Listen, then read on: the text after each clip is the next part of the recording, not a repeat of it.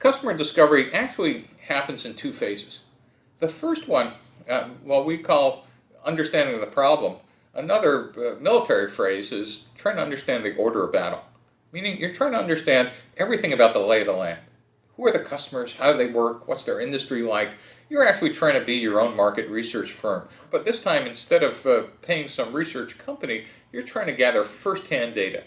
Because, as I said earlier, it's that insight or that corner case you're looking for. So, number one, you're trying to understand the problem. And then when you do, then you're testing the solution. So, problem first, then test the solution. So, the key concept about customer discovery, about getting out of the building, is not about first pitching your product or idea. It's just that simple.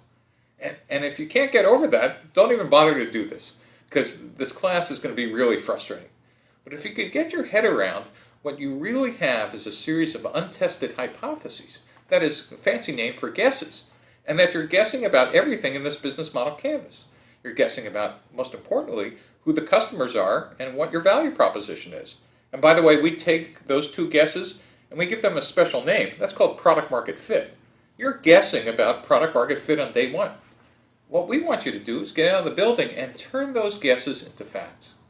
And besides the stuff on the business model canvas, there are two other things we ask you to kind of test. And you'll be doing these in multiple interviews.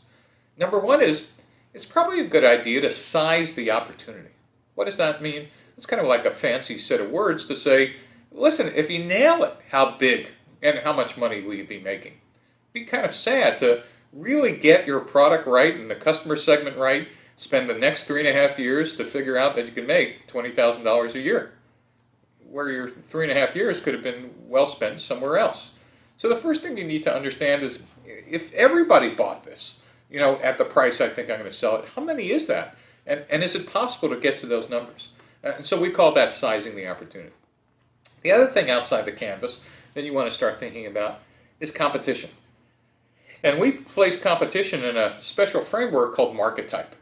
Are you entering an existing market, or are you going to create a completely new market? Boy, if you're entering an existing market, you know there are competitors, you also know there are customers. Your product ought to be better on some axis. It either ought to be faster, ought to be more accessible, etc. Or you might want to resegment the market by saying, I know a special niche, or I could be a low-cost provider. But if it's a new market, welcome to a long, hard slog. Because now you've created something that doesn't exist before, but that also means, while there's no competition, there are no customers. And you ought to be in it for the long haul, and so should your investors. And so that's not talked about in the canvas, but I ask you to think about market type, competition, and opportunity assessment, along with all the other boxes in the business model canvas.